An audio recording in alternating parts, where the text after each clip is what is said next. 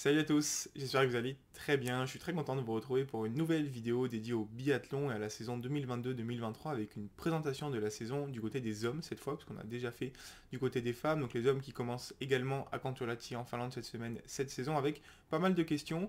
Qui sont les favoris pour remporter le gros globe de cristal? Qui sont les potentiels outsiders, les jeunes à suivre? Quelle saison pour les membres de l'équipe de France? On va essayer de répondre à toutes ces questions en vidéo. C'est parti!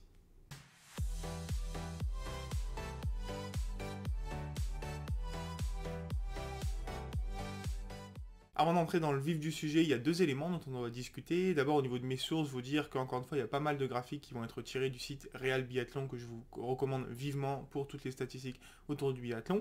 Et puis surtout, il faut que je vous parle des absents de la Coupe du Monde, puisque au début, je pensais qu'il y en avait moins que chez les femmes, mais en fait, chez les hommes, il y a beaucoup d'absents par rapport à la saison dernière. On reprend le top 15 de la Coupe du Monde également. Alors d'abord, vous parlez de Sivert Bakken, qui pour moi aurait été un des jeunes à suivre cette saison. Malheureusement, il a des problèmes cardiaques, une péricardite si je dis pas de bêtises, qui l'éloigne un peu des entraînements depuis mai 2022. Globalement, ça risque d'être une saison blanche. Pour lui, il peut s'entraîner qu'au tir. Malheureusement, on ne pourra pas le voir cette saison, en tout cas pas pour le début de saison. Je crois qu'il est absent pour les 3 premières étapes et potentiellement début d'année prochaine également. Il y a également les retraités, avec quand même 2 grands noms dans le top 10 qui quittent la saison dernière le circuit. Eric Lesser, 10e du classement général pour l'allemand, et le français Simon Dessieux qui était 7e l'année dernière. Enfin, il y a l'exclusion des Russes et des Biélorusses qui a pas mal d'impact finalement quand on regarde le début de la saison dernière, puisqu'on avait notamment Loginov qui avait fait 2 podiums dont une victoire, Latipov qui avait démarré très fort 2022 avec 2 podiums, également des petits jeunes à suivre avec Khalili et Serok Vostov qui commençaient à bien performer. Et du côté des Biélorusses, c'est surtout l'absence d'Anton Smolski qui risque de faire mal parce qu'il avait notamment fait 3 podiums en début de saison dernière. Bref, ça rabat quand même pas mal les cartes et maintenant on va s'intéresser aux favoris, aux outsiders pour ce gros globe. Et donc j'identifie 2 grands favoris pour cette saison, avec bien sûr pour commencer le tenant du titre, Cocorico, Quentin Fillon-Maillet, qui à 30 ans est en train de digérer la meilleure saison de sa carrière, où il a remporté 5 médailles olympiques et enfin le gros globe de cristal après 2 troisième places. C'est la saison d'après du coup pour Quentin, et si d'un côté il va avoir cette expérience et la confiance qu'il a acquis la saison dernière, de l'autre eh bien, il faut digérer une saison qui va être difficile à reproduire, notamment parce qu'il n'y a pas de JO cette année, mais il pourra essayer de faire la même chose aux mondiaux. On s'est rendu compte, que ce soit chez les filles ou chez les garçons, que les saisons d'après exploits sont pas toujours faciles à digérer. Après, Quentin, ça reste un énorme travailleur. Il a encore dit en interview qu'il a toujours la motivation, qu'il a encore des points à améliorer, qu'il a travaillé cet été. Dans le staff de l'équipe de France, on a l'expérience de Martin Fourcade qui a dominé une discipline et donc on sait comment faire pour qu'un athlète puisse dominer pendant plusieurs saisons. Et en même temps, il ne faudra pas non plus être trop surpris si Quentin démarre pas forcément hyper bien la saison, parce que c'était déjà le cas la saison dernière. Ça reste quelqu'un qui a besoin de bouffer des courses pour pouvoir rentrer dans le rythme. C'est un peu un diesel de son propre aveu. On a vu à Idré notamment que sur le tir, il avait encore besoin de se régler. Il finit à 16 sur 20, je crois, sur l'individuel. Mais au niveau des skis, par exemple, il est dans les temps de ceux qui sont à 17 sur 20. Bref, je m'inquiète vraiment pas pour lui et je pense qu'il va se mêler à la lutte pour le gros globe sans trop de soucis. Son adversaire principal est norvégien d'après moi et ce sera sûrement le favori numéro 1 pour cette saison. Il a 29 ans, c'est bien sûr Johannes Tingnesbø qui sort d'une saison aussi olympique assez exceptionnelle, 4 médailles d'or. Par contre, il était un petit peu plus en retrait sur la Coupe du Monde puisqu'il a fini je crois au-delà de la 10e place. Mais par contre, il y a 2 éléments qui jouent vraiment en la faveur de Johannes pour moi. C'est d'un côté l'expérience, il a remporté déjà 3 gros globes, donc il a déjà eu à digérer ce genre de saison assez exceptionnelle. Et de l'autre, par rapport à sa paternité qui lui avait un petit peu posé problème dans le sens où c'était dur de laisser son enfant pendant 3-4 mois sur le circuit, et bien maintenant il a cette expérience de ça aussi, il a moins de problèmes à partir sur la Coupe du Monde. Tous les voyants sont au vert pour lui. Dans une interview pour Ski Chrono, il disait que notamment sa motivation était revenue, que par rapport à l'après Fourcade, il était en train de le digérer, sa saison dernière est digérée. Au niveau du ski et du tir, il a bien bossé, ça s'est vu sur les courses norvégiennes, ou notamment sur le sprint, il est impressionnant. Je crois qu'il fait 10 sur 10 et qu'il termine avec 30 secondes d'avance sur la Grid qui était aussi à 10 sur 10. Bref, a priori, tout est bon pour lui et je le vois vraiment très bien performer cette saison et pour le coup dès les premières courses. On va passer aux outsiders, j'en ai identifié 3 quand même qui peuvent vraiment lutter également pour ce gros globe, avec Cocorico encore une fois, Émilien Jacquelin qui a priori à 27 ans est sur sa première vraie saison où il va pouvoir viser le gros globe. Il l'a annoncé en interview, après avoir remporté des courses, remporté des mondiaux, fait des médailles aux Jeux Olympiques, et bien maintenant l'objectif c'est d'être régulier sur une saison, et honnêtement il a les capacités et la maturité pour le faire. Sur les skis, je pense qu'il a orienté sa préparation pour être performant toute la saison. Sur le tir, il va falloir qu'il soit un petit peu plus régulier, mais il a montré qu'il est capable d'être bon sur le tir à de nombreuses reprises. C'est plus dans la tête maintenant où il y a un petit peu d'inconnu parce qu'il a aussi un profil assez particulier. Voilà, c'est quelqu'un qui s'exprime beaucoup. Ça fait du bien aussi, en tout cas, je trouve, sur le circuit, d'avoir des personnalités comme celle d'Emilien. Maintenant, il faut qu'il arrive à être plus performant les jours où ça va moins bien, parce que c'est vrai qu'il est assez alternatif. Quand ça va pas bien, les performances sont vraiment pas bonnes. Par contre, quand il est en pleine forme et bien dans sa tête, voilà, il est capable de gagner n'importe quelle course. Et il a dit de son propre aveu, il a besoin de gagner en régularité et de mieux gérer ces moments où ça va pas trop. S'il arrive à gérer ces moments-là, eh bien, je pense vraiment qu'il peut lutter pour les victoires à chaque course et pourquoi pas du coup pour le gros globe, c'est tout ce que j'espère pour lui. Il y a un autre Norvégien un petit peu plus jeune, de 25 ans, qui joue au classement général depuis déjà 2 saisons, c'est bien sûr Sturla Holm Lagrid, qui a fini deuxième de la saison passée, quand même, sans trop faire parler de lui. Eh bien, il fait quand même une très belle saison, un petit peu moins bonne que la saison 2020-2021, où il a lutté avec Johannes pour le classement général jusqu'au bout. Il a eu du mal un petit peu à digérer cette saison, notamment sur le tir, où il était moins performant qu'il y a 2 ans. Sur les skis, il a progressé, par contre, il y a certaines courses où il était notamment assez impressionnant. Et toute la clé pour lui, c'est de voir si, en progressant en ski, il réussit à rehausser à nouveau son niveau de tir pour arriver au niveau d'il y a 2 ans. S'il arrive à combiner ces deux éléments, bah, il pourra clairement jouer la victoire sur la plupart des courses. Il faudra notamment faire attention à lui sur les courses à 4 tirs et l'individuel. Il y en a 3 en plus cette année. Ses courses de préparatoire en Norvège ont été plutôt bonnes. Il finit 2 fois, deuxième, un petit peu en retrait sur les skis, mais toujours performant sur le tir. Voilà, ce tir-là, pour moi, c'est un candidat au top 5 du classement général. Je vais enfin vous parler d'un athlète qui est ni français ni norvégien, ça fait du bien, il est suédois bien sûr, il a 25 ans et c'est Sebastian Samuelsson qui joue pour moi le gros globe également. Il était troisième la saison dernière, il a enfin prouvé qu'il était capable d'être régulier sur toute une saison, avec un petit bémol quand même parce que son tir n'a pas été exceptionnel et surtout il a eu un petit passage à vide durant le milieu de la saison. Mais son début de saison est excellent avec 2 victoires et il termine plutôt bien la saison également. Bref, une troisième place au classement général, ça montre quand même une certaine forme de régularité. Il a enfin confirmé ce potentiel et il a annoncé dans la presse son objectif maintenant, c'est de pouvoir jouer le gros globe depuis le début jusqu'à la fin de la saison. Ses courses de préparation se sont bien passées. Il remporte le sprint et la mass start aux mondiaux d'été. Et ensuite à Idre en Suède, il a fait 2 fois troisième en étant plutôt bien sur le ski et sur le tir. L'idée sur le tir, c'est qu'il va falloir encore qu'il progresse sur son tir debout par rapport à la saison dernière. Comme chaque saison, il ne faudra pas s'étonner s'il performe très très bien sur les premières courses à Kontio et Östersund et si ça se dégrade un petit peu ensuite. Mais je pense vraiment que pour le coup, parmi les Suédois, c'est celui qui a le plus de chances de performer sur toute la saison. Ensuite, on a quelques vieux briscards sur lesquels il faut toujours compter, à commencer par le frère aîné des Beu, c'est Terje Beu, bien sûr, 34 ans, qui commence petit à petit à perdre un petit peu en perf à ski, mais ça reste un des meilleurs skieurs du circuit, et qui a 34 ans donc terminé 6ème du classement général la saison passée, c'est une très belle performance. Il est toujours là pour récupérer les podiums, les victoires avec son expérience lorsque les autres font des erreurs, notamment sur les courses à confrontation directe.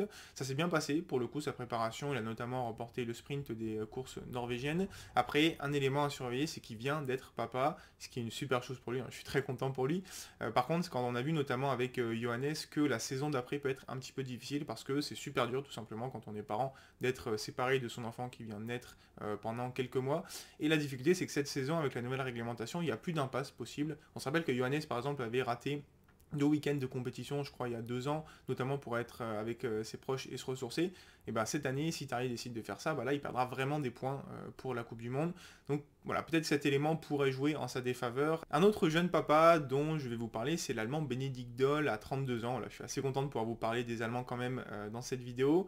Il sort de 2 bonnes saisons, mine de rien, parce qu'il a terminé 2 fois 8ème du classement général. Ce qui le pénalise souvent, c'est son tir debout, mais on voit que dès qu'il enchaîne les balles en haut debout, eh bien, il se mêle à la victoire. Il a remporté une course la saison dernière, il a notamment fait 3 podiums au global. S'il arrive à aligner les balles au debout, eh bien, je pense que son ski et son tir couché lui permettront de se mêler à la victoire ou au moins au podium. Néanmoins, je le vois un cran en dessous des autres et plutôt se battre pour un top 5 au général au mieux. Après, pour moi, il y a 2 inconnus. D'abord, c'est Cocorico Fabien-Claude qui sort d'une saison assez étrange parce qu'il a beaucoup gagné en régularité. Par contre, il a souvent eu du mal à tout aligner sur une même course, c'est-à-dire un très bon tir couché debout et un très bon ski, si bien qu'on l'a vu faire moins de podiums qu'il y a 2 saisons, par exemple, mais qu'il a quand même terminé dans le top 15 au général. Cette saison, s'il arrive à progresser encore une fois sur tous les aspects, parce qu'il a seulement 27 ans, in fine, il peut pourquoi pas se mêler à la lutte pour certains podiums. Pareil pour Martin Ponsiluoma, le Suédois de 27 ans, qui devrait sûrement se mêler à la lutte pour les bons résultats en début de saison, devra gagner en régularité sur toute la saison. La saison dernière, en fait, c'est son tir qui a vraiment pêché, il a moins de 75% de réussite au global, et il avait bien fini la saison dernière, donc qui sait, peut-être que si sa préparation s'est bien passée, il pourra viser un petit peu mieux. cette saison. Et enfin, on va parler des jeunes, bien sûr, il y en a pas mal à suivre, il y en a deux particulièrement que j'aimerais suivre cette année. Alors j'aurais voulu vous parler de Sivert Bakken, malheureusement il sera pas là, mais il a un compère norvégien de 23 ans qui s'appelle Philippe Andersen, qui a très bien fini la saison dernière. Il est encore très jeune, c'est la relève norvégienne, il est très rapide sur les skis, et dès que les balles rentrent au tir, eh bien ça joue le podium. Je pense que c'est un des Norvégiens à suivre cette année. Il y a également un Français à suivre, bien sûr, c'est Eric Perrault, 21 ans, qui va déjà connaître sa deuxième saison sur le circuit Coupe du Monde. Il a fait une saison quasi complète la saison passée, avec des bons résultats, notamment un top 10, une 8ème place sur un sprint qui lui a donné beaucoup d'expérience, parce que derrière, sur une poursuite, il a pu partir parmi les premiers, et ça c'est plutôt sympa. Il a beaucoup progressé sur les skis cette saison, a priori. Les courses d'Hydré ont été plutôt satisfaisantes. Il fait 2 top 10, 6ème et 8ème. Bref, l'objectif c'est de prendre encore beaucoup d'expérience et de pouvoir lutter pour de plus en plus de gros points. Parmi les autres jeunes à suivre, mais qui vont peut-être pas forcément lutter pour des superbes places, il y a d'abord Emilien Claude, qui en théorie, avec le départ de Simon Dessieux, va obtenir sa place pour la saison complète. À 23 ans, le skieur français a terminé très bien la saison dernière sur le circuit Coupe du Monde, marquant de gros points. Il est pour le coup assez complet, très bon sur les skis et bon sur le tir également, et donc il peut viser, pourquoi pas, de bonnes places. J'aurais bien voulu voir le jeune Norvégien Martin Uldal, mais a priori il s'est fait prendre sa place par Johannes Dalle.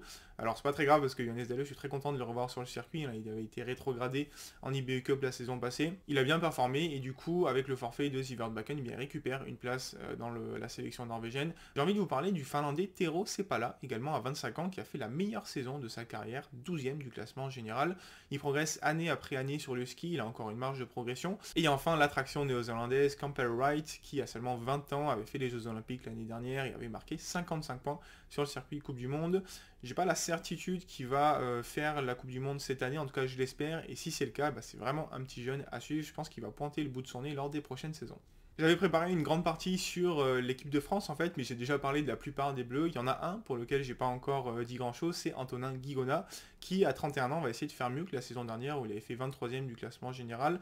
De son propre aveu en interview, la préparation a sûrement été trop longue. Lui, c'est vraiment un mec qui a besoin de faire des courses, d'être en confrontation pour se sublimer. Néanmoins, les objectifs sont quand même là. Pourquoi pas un top 10 au général et faire des podiums, et pourquoi pas une victoire, parce qu'il a toujours pas connu encore la victoire en Coupe du Monde. Et puis surtout il y a un objectif au global pour pas mal de Français, c'est d'arriver à prendre cette place sur le relais, parce que on a globalement Quentin et Emilien qui sont sûrs d'avoir une place, Fabien est plutôt bien installé quand même dans ce relais, mais du coup il faut remplacer Simon Dessieux, et clairement Eric Perrault par exemple a déjà été testé en relais, ça s'était bien passé, donc ça risque de se jouer entre Eric, Antonin et pourquoi pas Emilien Claude pour cette 4ème place, et ça c'est plutôt un objectif assez sympa à aller chercher.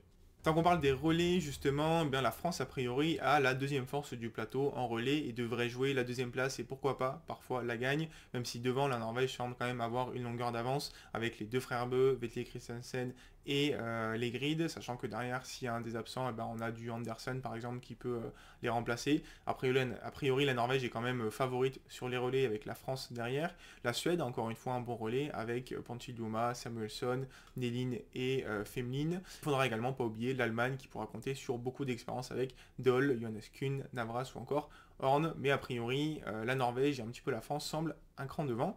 Maintenant, je vais vous parler de mon pronostic pour la saison qui est vraiment pas évident parce qu'il y a une densité de fou. Je pense que pour le coup, par rapport aux filles où Elvira Heuberg est grande favorite, chez les garçons, il y a vraiment pas mal de candidats pour le gros globe, au minimum 2 avec Johannes et Quentin, mais en fonction du déroulement de la saison et des résultats de chacun, clairement, on peut pourquoi pas avoir une lutte à 3, 4, voire même 5. Et du coup, mon choix va quand même se porter sur Johannes Tignesbø pour la première place. Je pense que la saison de la confirmation pour Quentin va être un petit peu difficile à gérer, ce qui est normal, alors qu'à côté on a un Johannes qui est mort de faim et qui n'a qu'une envie, c'est d'aller chercher un nouveau globe de cristal. Donc je le vois finir devant Quentin qui serait donc deuxième. Je ne le vois pas s'écrouler non plus Quentin mentalement dans cette saison de l'après. On parle quand même d'un gars qui a fait 2 fois 3ème du classement général avant de gagner ce classement. Donc il sait comment assurer lors des courses pour marquer quand même des gros points. Donc Johannes devant Quentin et derrière, bon voilà, un petit peu de chauvinisme, mais je pense que c'est la saison pour Emilien pour vraiment jouer la gagne au classement général. Je pense qu'il sera peut-être encore un petit peu court sur des moments clés de la saison pour aller chercher la victoire ou le podium qu'il faut, mais je le vois jouer en tout cas cette 3ème place pour classement général. La vraie question en fait c'est quel écart il va y avoir entre ces 3 là ou même les 5 là si on considère sur l'Allegrid et Sebastian Samuelsson. Je pense, en tout cas j'espère que les écarts seront assez faibles et que ça va pas mal tourner au niveau des podiums et des victoires. Et donc je m'arrête là pour cette vidéo qui est assez longue, il y avait pas mal de choses à dire, voilà, c'est une saison qui va être hyper excitante, aussi bien chez les filles que chez les garçons de toute façon. J'espère que cette vidéo vous aura plu, j'espère que ces previews vous intéressent, si c'est le cas, n'hésitez pas à me le dire en commentaire, likez la vidéo, la partager, évidemment vous abonner à la chaîne, c'est le mieux que vous puissiez faire pour m'aider. Maintenant, place aux questions, quel est pour vous le top 3 qu'il y aura à la fin de la saison? Faites-moi vos pronostics en commentaire, et je vous dis à très bientôt pour parler biathlon. Ciao ciao tout le monde.